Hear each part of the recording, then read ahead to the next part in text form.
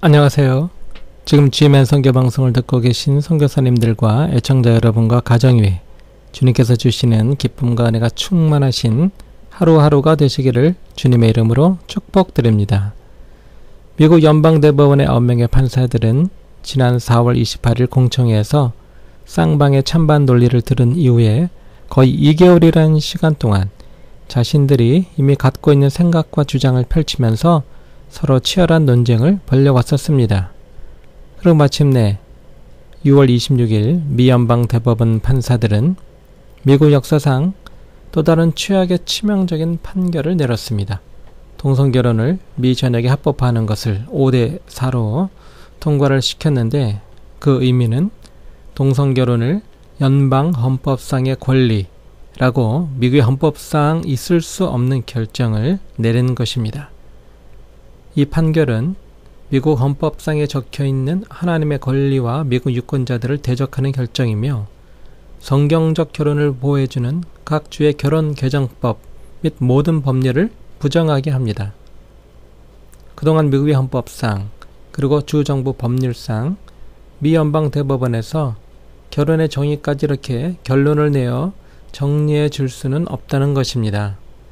이번 법적 결론은 법적으로나 영적으로나 참으로 말로 형용할 수 없는 미국의 역사상 상상할 수도 없었던 일이며 만일 미국의 파운딩 파더스들이 이번 미 연방 대법원의 결정을 들었다면 참으로 원통함을 느꼈을 것입니다.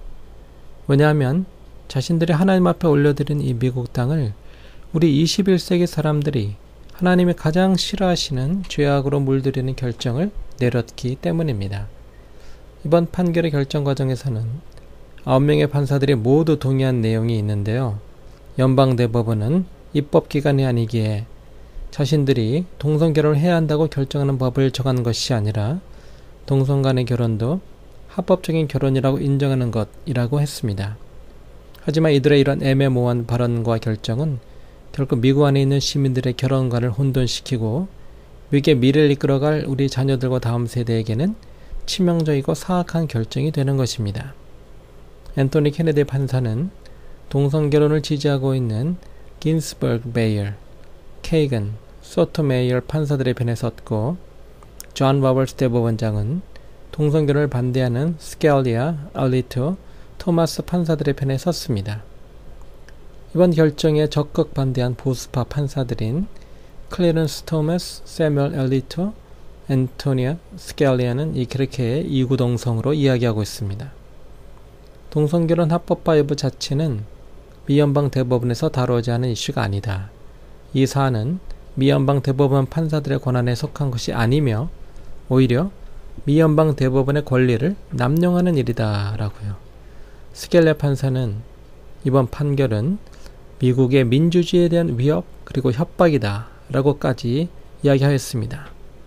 또한 엘리토 판사는 지금 동성결혼 합법화를 축하하고 기뻐하고 있는 사람들은 온 세계 대부분의 사람들이 결혼의 정의에 대해서 어떻게 이야기하는지를 꼭 들어야 할 것이다.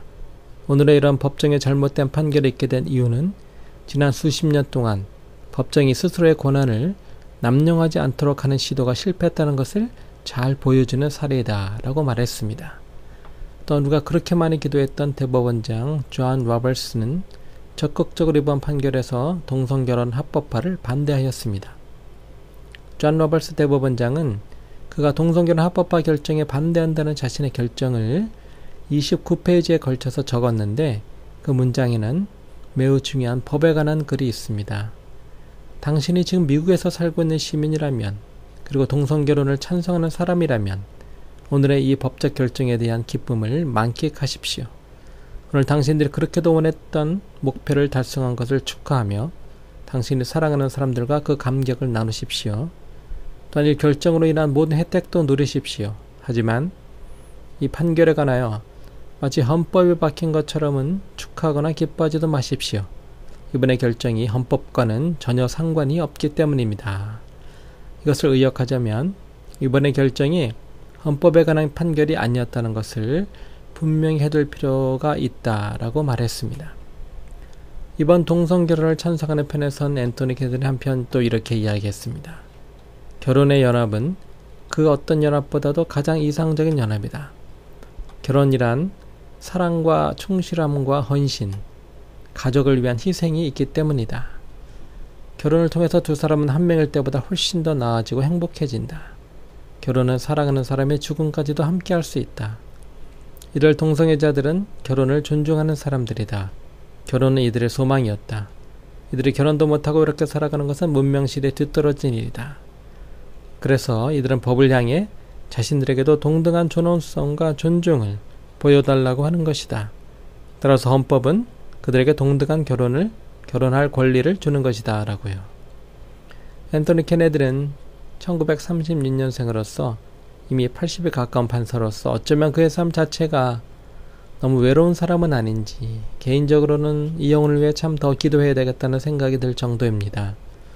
결론적으로 앤토니 케네디 판사와 대법원장인 존 로버츠 판사 두 명이 이번 판결에 각각 매우 큰 영향력을 행사하였습니다. 그리고 앞으로도 이 두 사람의 영향력은 계속 지속될 것입니다.